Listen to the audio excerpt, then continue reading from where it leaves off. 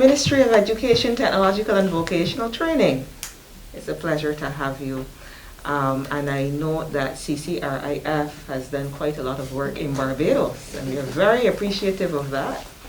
I understand that you want to help our young people learn more about disasters and hazards and vulnerability and the relationship among the three. So I look forward to hearing a bit more about that, you know, how you wish to impart the knowledge to our young people and other programs from which we can benefit as well as the Ministry of Education. So without further ado, I'm going to turn over to you. Well, first and foremost, thank you for receiving us this week. And I'm sure most of you have heard of CRIF. And if you haven't, it's okay. Hear a lot about it today. So CRIF, we're formerly the Caribbean Catastrophe Risk Insurance Facility, was set up in 2007 to provide what is referred to as catastrophe risk insurance for governments of the Caribbean. It was originally set up with 16 member governments of the Caribbean to provide this catastrophe risk insurance for tropical cyclones and earthquakes. But the genesis of CRIF dates back to about 2004 with Hurricane Ivan. Yeah.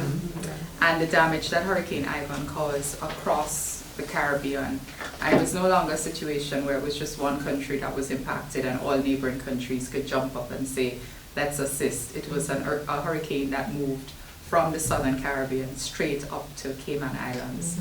And at that point, governments, their hands were tied, because following a natural disaster, you know that you need from food and water to just starting to clear roads to you may have bridges that are impacted, you know, communities are cut off, so there is need for money.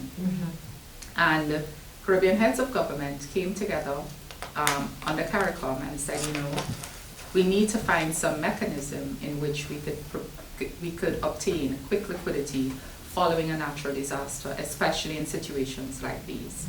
And they approached the World Bank, CARICOM, heads of government approached the World Bank in following Hurricane Ivan to help them assess whether there could be a kind of facility that within a few days of a natural disaster could provide some kind of financial support to these countries.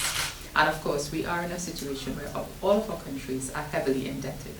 So many times following a natural disaster, immediately you will get something called debt relief. But debt relief is not a grant, it is a loan. So it adds to your existing debt stock. And even with a natural disaster, even when you're adding debt, you're getting this relief, bilaterals and multilaterals are not cancelling off the debt that you have. So your debt stock actually increases. And I mean, you're in education, so you know that when the debt stock increases and we're paying more per dollar, the outcome is we get less per dollar in spaces like education, healthcare, and so on.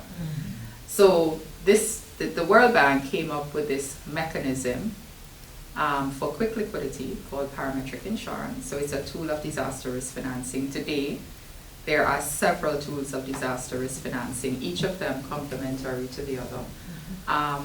Came up with this, you know, and the vehicle to do that would be this risk pool, which would include all of these 16 Caribbean governments.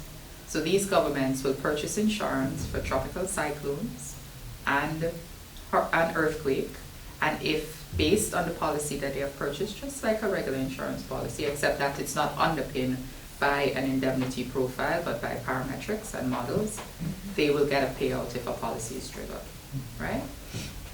So it's not designed to cover all the losses that a country faces on the ground, and it's also not designed like your health insurance. If you have a flu, you just go and you purchase something off the counter. You don't use your insurance for that. We absorb that cost, right? So CRIF was set up in 2007 as that sort of vehicle for countries in the Caribbean.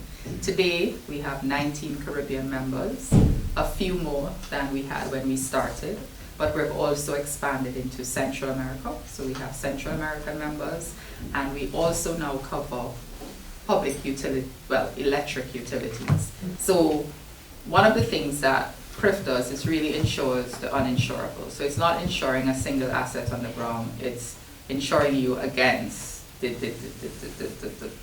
tropical cyclone or the earthquake, etc. So we insure the transmission and distribution, not the generation, because the risk for transmission and distribution is so high that regular indemnity insurance is not covering it. All right. But outside of what we do, that's our core business, to provide this insurance. And since we have been set up in 2007, we've had 58 payouts totaling $260 million US. Barbados, whilst not receiving the highest amount, the highest economic value in terms of payouts, has actually received the most payouts. I think it's 6 out of that 58. So as an insurance company, so it's a developmental insurance company, as you would imagine, but we're still required to make profit and surpluses because you have to be sustainable. If you're not sustainable, you can't pay. So when we make that profit, what do we do with it? That profit, about 50%, goes back into our member governments, saying to them, well, okay, you can increase your coverage or you can reduce your cost of coverage through discounts. So we do that. And on the other 50% of surpluses goes into what we refer to as a technical assistance program, which focuses on trying to find ways to reduce vulnerability within our member governments, within our member countries. So whether it's supporting community projects, disaster risk management projects, you name it. Education, because we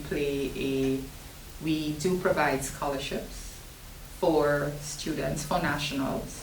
So we've had Barbados, citizens of Barbados benefiting from scholarships, whether they're at the University of the West Indies. Citizens can also apply for scholarships for study at the US, UK, and Canada.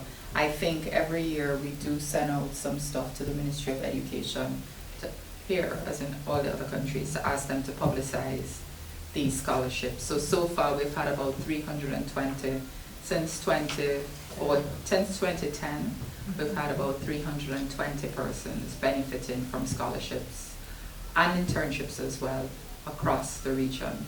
Because what we want to do is to have this next set of young people, this next generation of leaders in this particular space of climate hazards, disaster risk management, meteorology, etc. Because more and more we recognize the link between the natural environment, natural hazards, and our own sustainability and development as a country. So under the technical assistance program, 2019, Barbados hosted the Understanding Risk Conference, which is a conference put on in various parts of the world by the World Bank.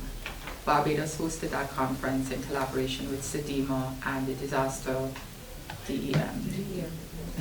Department of Emergency Management.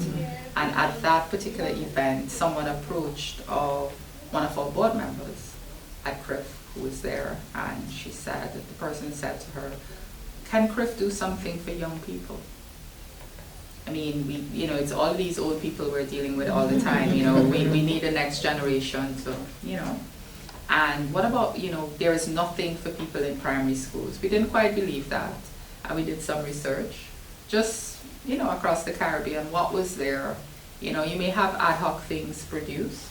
So we went about trying to come up with some sort of concept for a booklet that would support children just to understand what disasters are, what does vulnerability mean, even how to spell it.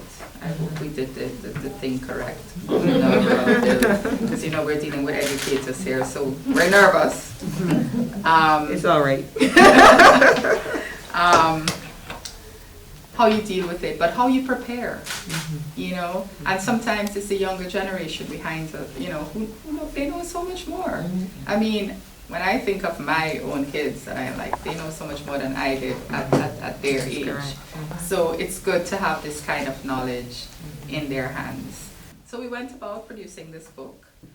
It was piloted in Barbados here, actually.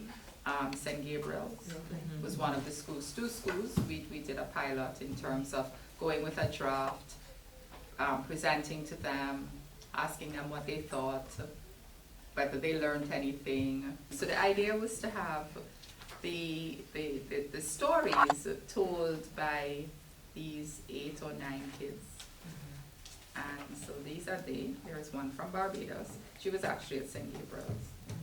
So Ella.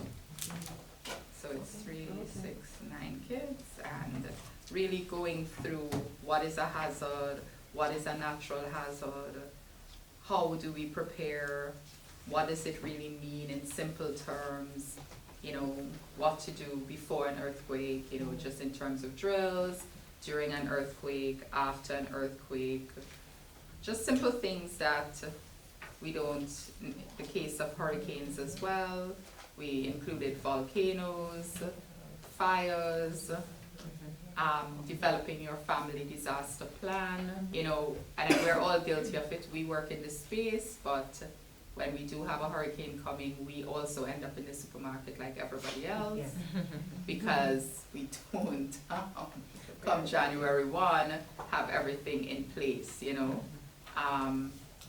And you know, we go into climate change, we go a little bit into protecting the natural environment, what is a coral reef, why is a coral reef important, how does it protect us from disasters, what is a wetland, why is it important, etc. And then the part of the book that I really like is this last part, which goes into significant international days for the environment or disaster risk reduction.